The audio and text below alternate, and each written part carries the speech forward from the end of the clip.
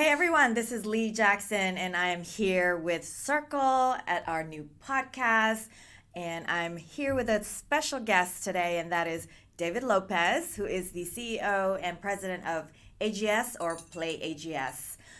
Please make sure and tune into our podcast on our YouTube channel. That is Circle OGX, as well as all of our social media sites at Circle and at Circle OGX. Our website is www.wearecircle.com. Hello, David. How are you? Hello. Doing all right? Excited to talk to you about the industry, but why don't we start with you telling everyone who you are, what you do, and tell us about AGS. I'll give you the boring part is me. So I'm David, as you said. Yes. CEO of AGS or Play AGS. And I've been with the company probably about 8 years now. Might be coming up on 9, but who's counting?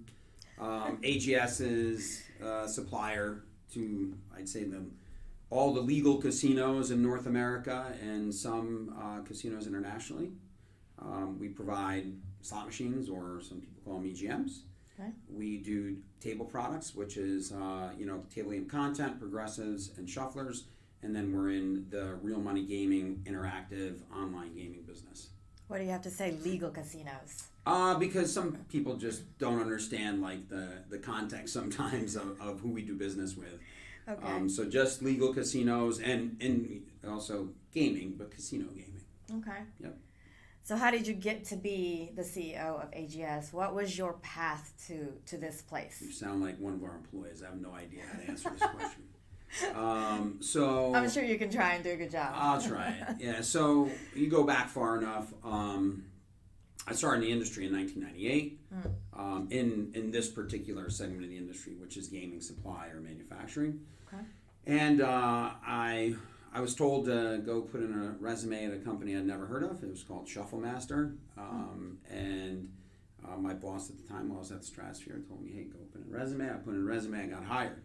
So I was hired as a marketing analyst, and I was there for 14 and a half years.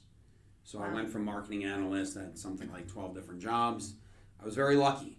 Sometimes, we work hard, and sometimes we're really smart, and that's how people get places. I was lucky. I worked hard, and I was lucky. I'm not super smart. I had like a 2.7 GPA at UNLV, which I'm apparently really proud of, and so was my mom. So, I Is think that something you want to broadcast? But that's okay. Yeah, don't edit that out, So, go Rebels. So I think I was fortunate just to be at a company that was growing fast. Okay. And I had an opportunity to grow. I left. I was COO. I was actually a member of the board. And then I went to a company called GCA. And then as CEO, Global Cash Access, which is now Every, as you might know. And then I was recruited away from there to go run AGS by a fellow named David Samber, who was with Apollo. They wholly owned AGS at the time. And they just actually exited the remainder of the position here last week. I want to talk about the industry itself, right? I mean, with the whole pandemic that we just went through. Obviously, we all were at G2E. And it was record numbers, right? It was very close to what it was before pandemic. How did you feel about that? What do you think? I was there, and I thought it was very exciting with so many people. The buzz was great. How did you feel about it? I know what industry you're in, right? I know what you guys do for a living. I'm not a huge fan of trade shows. I know that you might want to edit that out, but no, it's I'm fine. I'm not real. a huge fan. Yeah, I'm not a huge fan of trade shows. So, maybe because I've been doing it too long, over 2 decades. But when I get there, I'm always excited to see customers. I'm always excited to see people maybe I haven't seen in a while. Yeah. Catch up with some folks around, the vendor and supply side. I was surprised this year. I mean, it was phenomenal. Okay. It was better in 2019. Forget about attendance. The quality of the attendees was way better than 2019. I think that it may have been the best show that I've ever participated in. As far as quality, energy, attendance, all the different things that you're looking for in a show. It also helped that our products were sort of smoking. I mean, we happened to launch a new product, Spectra 43 cabinet. This isn't a plug, but we came in with 2 months of experience under our belt on a new product, And so we were able to give numbers to customers and say, hey, we're doing X times house average and everything. So that really lent to having a fantastic show. So Well, you can give a plug. I mean, this is about you I and mean, AGS. Listen, everybody knows we got great products, right? Do they? Yeah, go check it out, man. They know who we are. So how many employees do you have? PlayAGS.com. Yeah. So we have about 850. I'm rounding because I don't check it every day, but we probably have about 850. We're all around the globe. So, I mean, just here in the U.S., primary offices are Atlanta, Austin, Vegas. Okay, those are the bigger ones. Okay. But we have an office in Phoenix, Arizona. We have an office in Reno. Okay. We have a small presence in Southern California, very small presence in Southern California. Okay. So that's mostly where we are in the U.S. Then we're in Australia, right? Oh, wow. Yeah, and then we have a group over in Tel Aviv. Go to where the talent is. I mean, people say, why the heck are you guys all over the place? And, we go to where the talent is. If we can get the talent in Australia, then we get it there. And, the Australians are great developers as well. So it's one of the reasons why we go there. So I attended one of your events that was in Miami, right? Yep. We helped you with that for your tribal gaming clients. No, actually, right? so yeah, we do all clients there, right? Okay. We just happen to do it with Seminoles, like right. second time we've done it with Seminoles. But all our clients are welcome, and so it's called Game On. Yeah. We do a bunch at Tribes, as a matter of fact. We've only done one Game On that wasn't on tribal property, which is interesting that you say that. Yeah. But it's for all our customers, and so Julia, who's not here today, who was supposed to be here, she had this idea probably about 6 years ago. And she said, I want to do a customer event. I said, no. And she said, well, give me a chance to sort of explain it. And, I'll come back and I'll break it down for you and the rest of the executive team. And she said, I don't want it to be like the other vendors. I want it to be something where we give back. Okay. Not where, some vendors call it a user event. Okay. And I like to joke that it's because they're using the customers for information that they're going to build into their products, and then they take that and then they go charge those customers for those new features, right? So we don't want to do that. That's sort of a bullshit move, right? So we want to invite our customers in. We want to educate them on just whatever. It could be anything. We talked about supply chain. Yeah. I mean, who wants to hear about supply chain?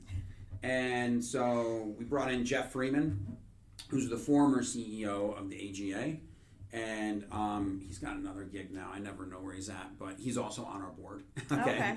So he's on our board of directors, but very good speaker, very good guy, a lot of experience in our industry and around the travel industry and the like. So Jeff came in and we sort of did an hour session on that, and it was one of our most popular sessions.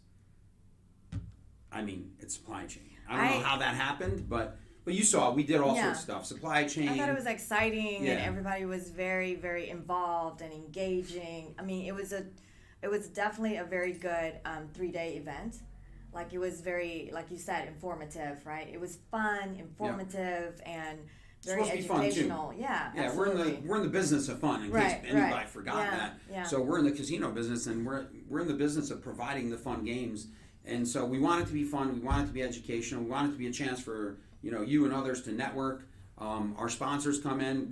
We had competition there this year. We had Every there this year, and we had Inspired Gaming there this year. These are competitors. They're not direct in all aspects, but they are competitors.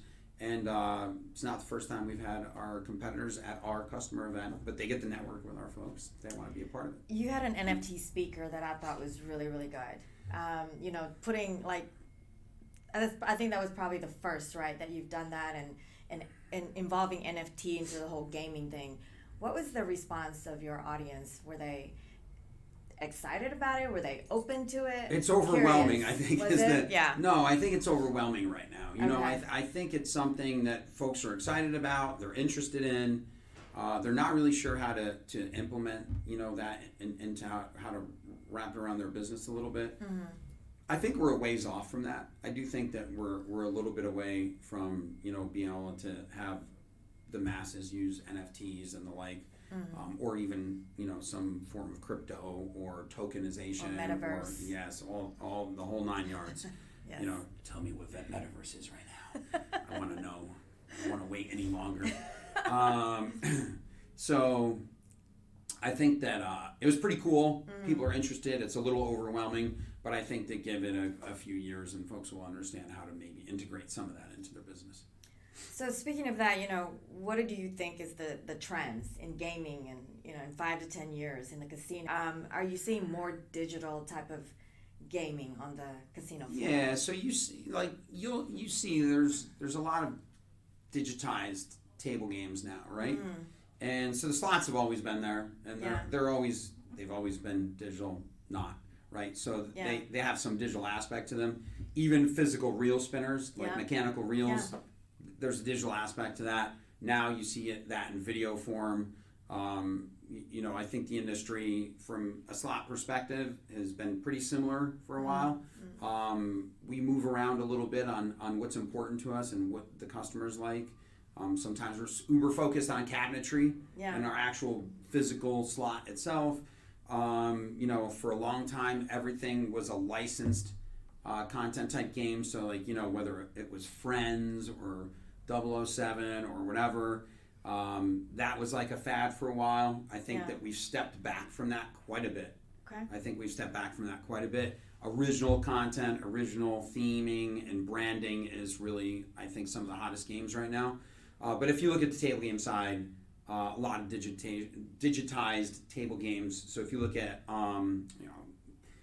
whether it's Light and Wonder or a company called Zoom or a company called Interblock or whoever, there's all these games, Aruze, I don't want to forget about them. All these games that are provided by these companies now that are electronic table games. And if you look back, 10 years ago, that was a little itty bitty part of the industry. And that's been growing pretty steadily. So physical table games are still super popular. It's the business we're in, and we're growing very fast in that category. So it's not like they're going away. People like to sit at the table game and touch cards and touch chips. During COVID, we thought that was terrible, but actually people were still doing it. People want to gamble. Right. They want to touch and play, right? Yeah, right. It's all in the experience. Yeah. So what is your top 2 games, would you say, right now? Oh, man. So I'd say, if you're talking about top actual branded games, Rake and Bacon Deluxe is our number 1 game right now. Okay. It's been that way. What is it about the bacon and the pig? Man, pigs and bacon. I mean, what is do you eat pork or no? Do you eat? Do you eat bacon or no? I eat really, really fried bacon, and I don't eat anything else that's a part of pork except bacon. But you'll eat bacon. Something about it. So bacon makes everything taste better, and I don't know. So we're doing something at work, and I'll come back to the question. Okay. We're doing peanut butter, pickle, and bacon sandwiches in a few weeks. So peanut butter, pickle, and bacon. Yeah, that's right. Just think. Is that good? That. Think about it. Do you like peanut butter? I do. How do you feel about pickles? I love pickles. All right, so throw some bacon on there. No, don't mix it together. Don't fight it. I'm not gonna put it in a blender. We're gonna put it on a sandwich. I know, it's just. So I'm gonna come back to your question though, because everybody loves a pig. Yeah. And everybody loves bacon except for people that don't, right? And so it is a great theme, and it's going to be a great theme for us going forward. It's going to be sort of a legacy brand for us going forward. Okay. And so that's our number 1 game. And I won't sort of start spitting out all the other games. All of our new games on Spectra are completely kicking ass. They're doing fantastic. There's too many games to name really at the moment. But I said Rake and Bacon. It's funny. That's Rake and Bacon Deluxe. That's a huge game for us on the premium side. And then on our core side, Rake and Bacon, good old just plain Rake and Bacon. That's that was our first really big hit. Okay. Right? We had hits, but that was our first really big hit. So that's good. I mean, if you're out there in fine. the casino, you give it a whirl, right? Rake and Bacon Deluxe. We'll deliver peanut butter, pickle, and bacon sandwiches to anybody that wants them. I'm gonna have to try that. Mix it at home. Let's see how that works. We're gonna do. I'm sure my doggy would probably love that too. Because they love peanut butter and bacon. Who doesn't? Come on. So let's talk about AGS a little more. What do you think? What's your differentiator? What makes you guys special and different from all the others? I mean, it just depends on how you're asking the question. Are you talking about it from an employee point of view? Are you talking about it from a customer point of view? For the customers, we're a smaller provider of games. We're not one of the micro guys, but we're one of the smaller ones. We're not one of the big three, right? So I think that in the industry, and instead of just plugging agents, let's talk about that tier 2, which competes with tier 1. So like the big three exist, right? Yeah. And then you got the tier 2s. And those tier 2s, they really do provide great games. And so, the best games in the industry, they come from one company right now. The very best. It's indisputable. You can't argue it. Aristocrat has the best games, right? You're just plugging in all the other. It doesn't matter. It doesn't matter. It's not going to make a difference, right? They're very good at what they do, right? So there's the top 3, and you don't have to compete with the very best games, right? You don't have to compete. You just have to compete with some of their second or third best games or fourth best games. As long as you're in there doing that, we have core games, which there's core and premium. Premium almost always do more, right? Our core games on our new cabinet are doing up to 3 times house average. That's pretty rarefied air for a core game, right? Okay. So our differentiator with the customer is we're performing, right? We're performing. We have great sort of physical cabinets. I think that we're known for having great slot machine cabinets. We also are different because we provide table game products, right? Okay. And we have the very best. I mean, it's again indisputable that we have the best progressives in the industry. Okay. And then we have a shuffler for the first time in like 15, 20 years. There's a competitive shuffler to Light and Wonder. So that's another differentiator. And then on top of that, we provide games for online too. So we're not. I don't want to call us like one-stop shop, but we have most of the phases of the game to provide to our customers. That's for the casinos. Internally, I think that we just try to be a little bit different culturally. We're doing peanut butter pickle and bacon sandwiches at work. That's like an event. So we try to be a little bit different. I don't know if that's culture. That's culture, girl. Is it? Yeah, you got it. You got. Maybe you should show up.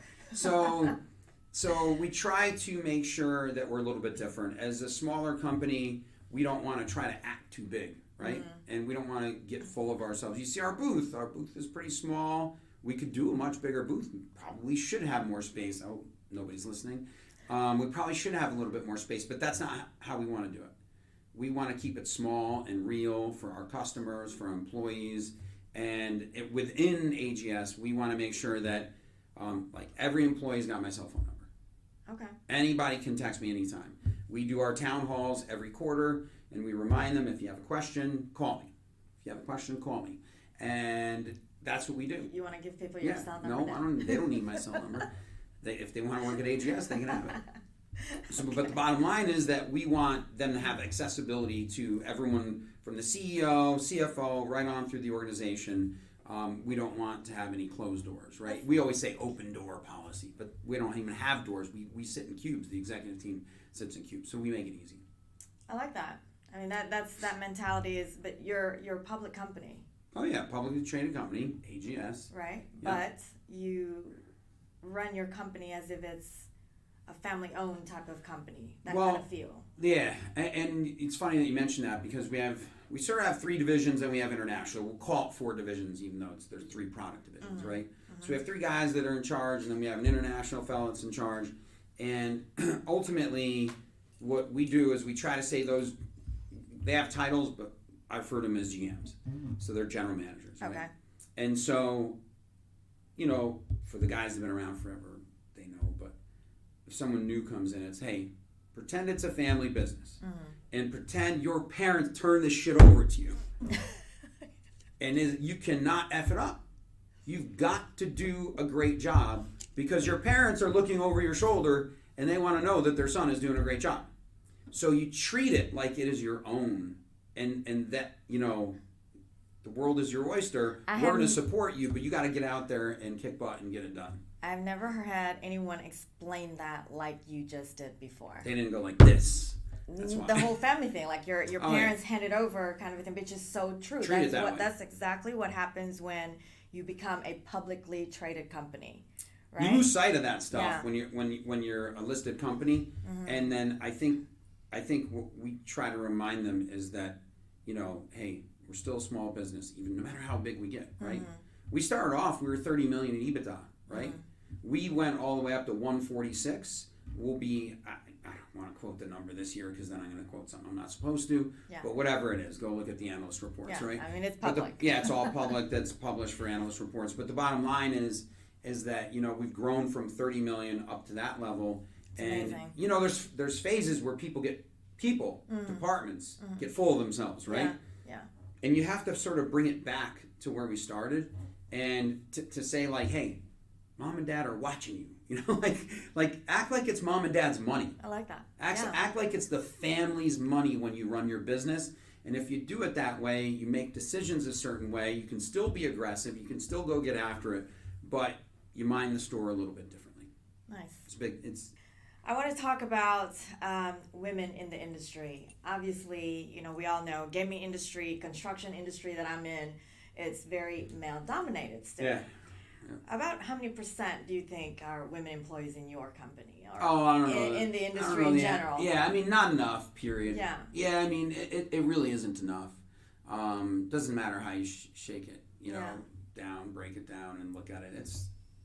It's not enough. Why is that, do you think? I'll get to it in a second. Right? Okay. So let me just talk a little bit about our company. So I think that, you know, we do a pretty good job with women in leadership positions. And I said pretty good job.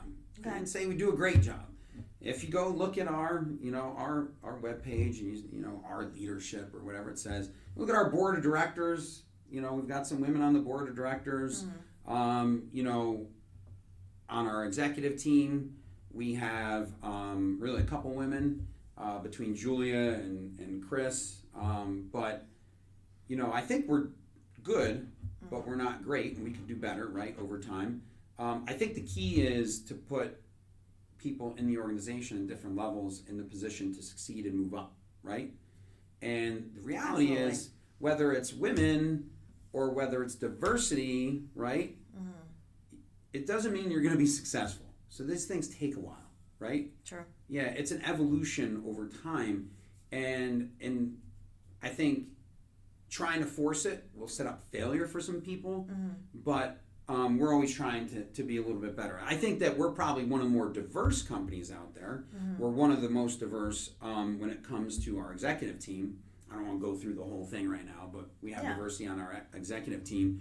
When you go to our webpage, we show you our executive team's faces all at once. Okay. We show you our board members. We show you our executives.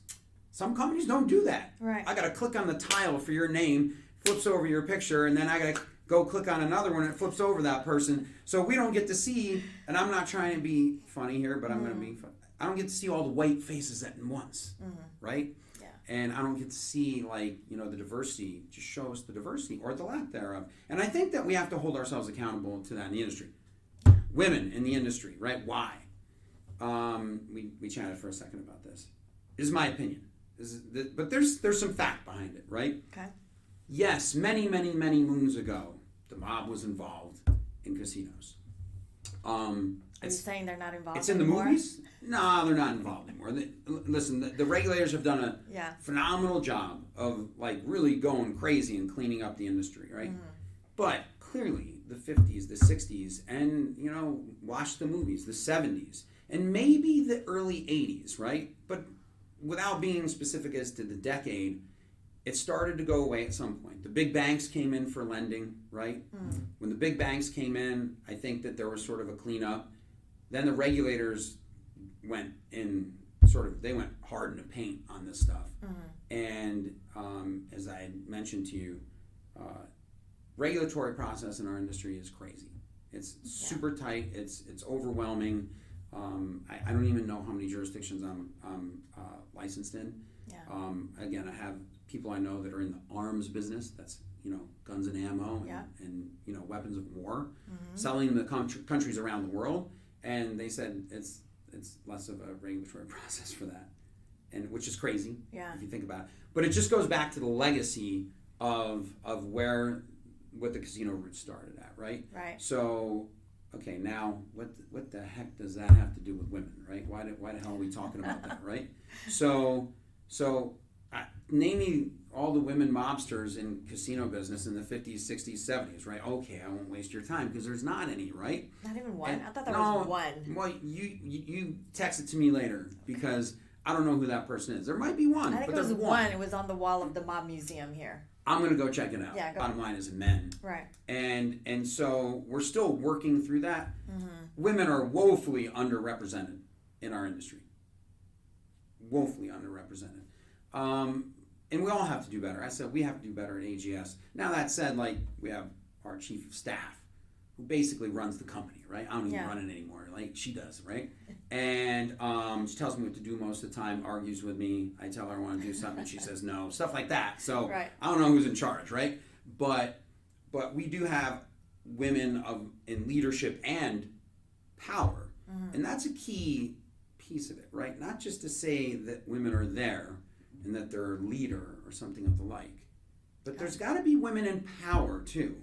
There's got to be women that are making, decisions that cannot really be questioned at times, right? So I think that's one of the keys to making progress in the industry. I think we're behind for a little bit of this goofy reason that I'm sharing. Yeah. And by the way, yes, the industry's cleaned up. I want to make sure whoever's listening out there's no mob in the industry anymore. Yeah. And so I think the regulators have done a fantastic job. But I think if we're going to make progress, there's got to be women in power, not women in executive positions. There's a difference. Yeah, absolutely. We're represented. We have diversity. A title is just a title, right? It can't just be a title. It has to come with the ability to make decisions. So I'm going to just use our chief of staff as an example. She's the head of finance, chief of staff. She's empowered to make decisions. Okay. When I'm out of the country, when I'm on vacation, when my cell phone's not going to work, or whatever, sometimes personal stuff draws you away from work. Right. I just tell her, just make the damn decision. I don't need to be there to make these decisions. And she knows. Yeah. She can pull the trigger. Yeah. And she knows I'm not going to question her. But we've known each other 20 years, so she already knows how we think. Right. Not how I think, but how we think. I know what she's going to say. She knows what I'm going to say. She'll probably play it someone in the middle, or she won't. She'll just come up. She'll just do her idea. Right. She'll just do her thing. So I think that's the key in the industry. I think that we need to do a much better job. And I always see the potential, and sometimes we just fail on getting women there. There's steps to getting there, and there's times where things stall out, and I think they stall out for a variety of reasons. But I think that everyone just has to do a little bit better. I think that's definitely a great conversation to have. I've been in high titles, right? VP of marketing, VP of sales, VP of this, but at the end of the day, am I making that final decision? Are you empowering me to make that final decision? Yeah. We can have our meetings and things like that, but if you don't empower me and trust me to make the best decision for the company, then why have a VP title, right? So I think the key is working with obviously a lot of women. By the way, I grew up, I had 2 sisters, no brothers. Okay. Right? My mom, we were a mother-led family. My mom and dad were there. They were together. But my mom, was the El Capitan, right? Yeah. She was in charge. Yeah. Right? And so that's the way I grew up. And if you go back another generation, my grandfather started the first ambulance service in Troy, New York, right? And they didn't even have an ambulance service. Like, that's weird. Like, who can't pick you up? Just put someone in the car. Right. I'm having a heart attack. Exactly. Just put me on a horse. I mean, what do you do? I don't know what that means. Right. I don't even know. Right. So he saw as he starts an ambulance service. Okay. But want to know who ran the show? My grandmother.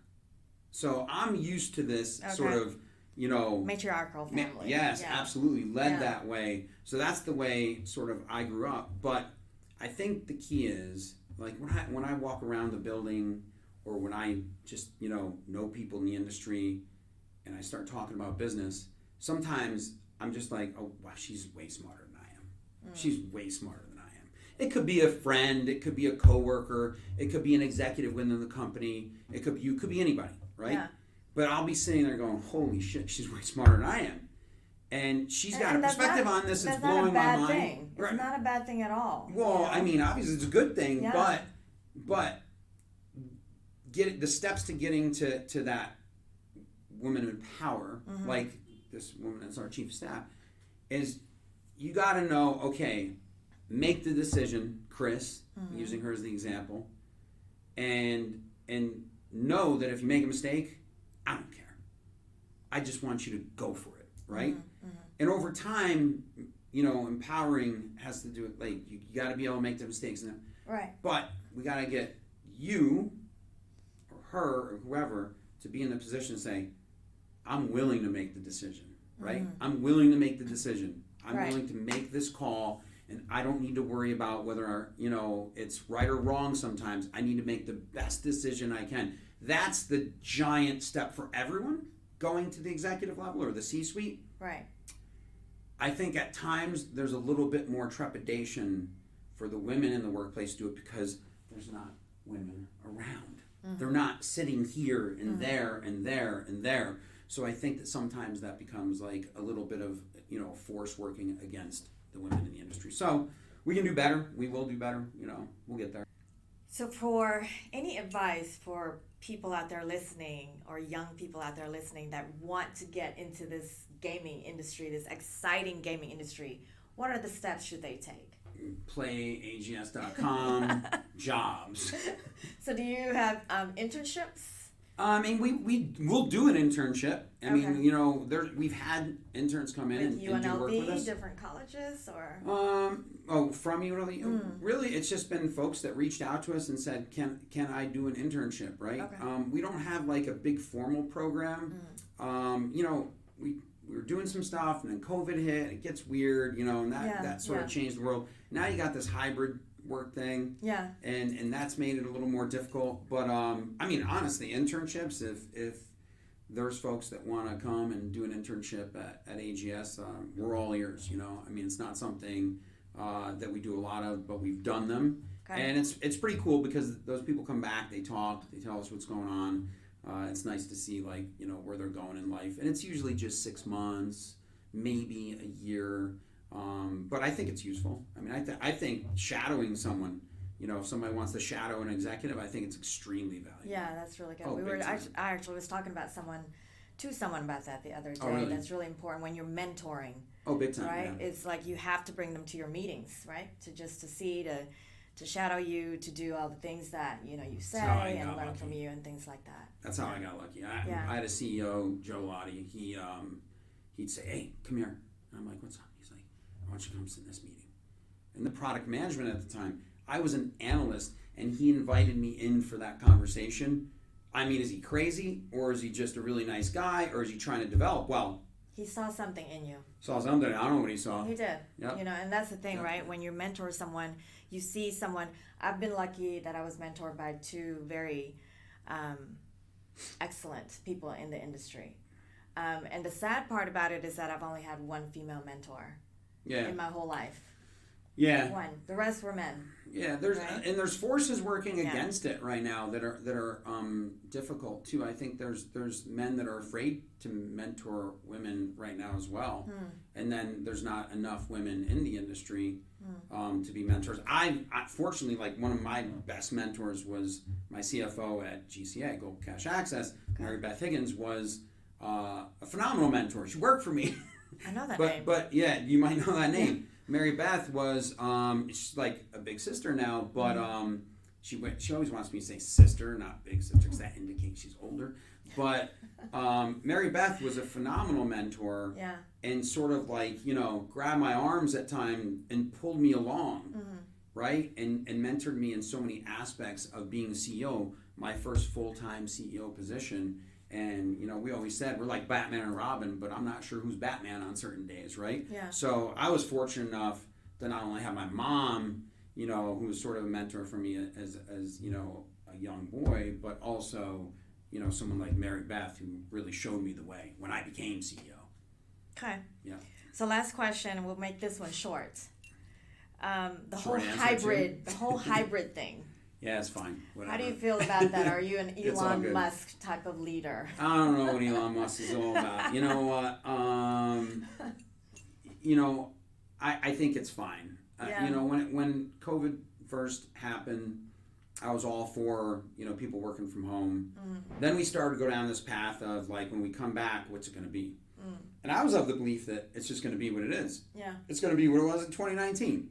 Well, I was a damn fool, right? It's not. We're not. That's not what it is anymore. It's different. Yeah. You walk through some of the vendors right now and go through their buildings, it's not a full house. There are some vendors that said, we're all coming back to work. Well, that makes it more difficult to compete for hiring too. So what we realized is, I'm sitting here, I'm Gen X, right? You're Gen X. I am. Yes, you are. And yes. And I am not ashamed to say I'm Gen X. You're Gen X. And so, we're the latchkey kids, right?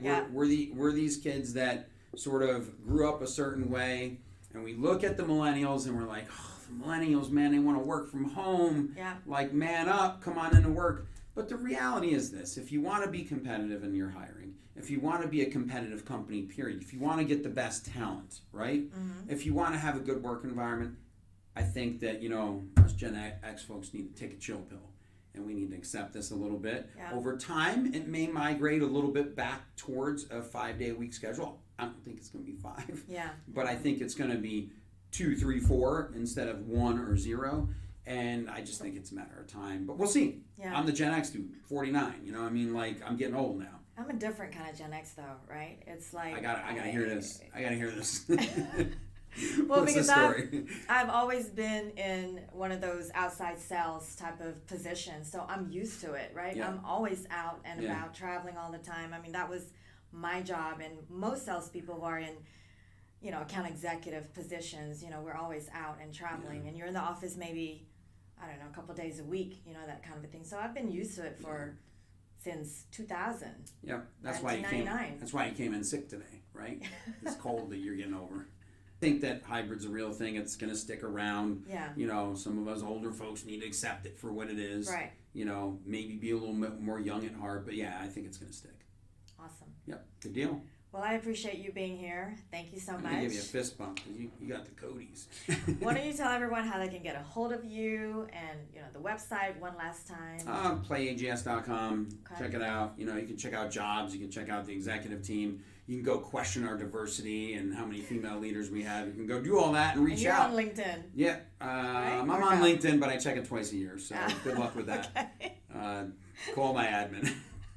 All right. Good deal. Well, thank you so much. And don't forget to visit us at wearecircle.com and follow us across our social media at Circle OGX. Thanks so much. Good deal.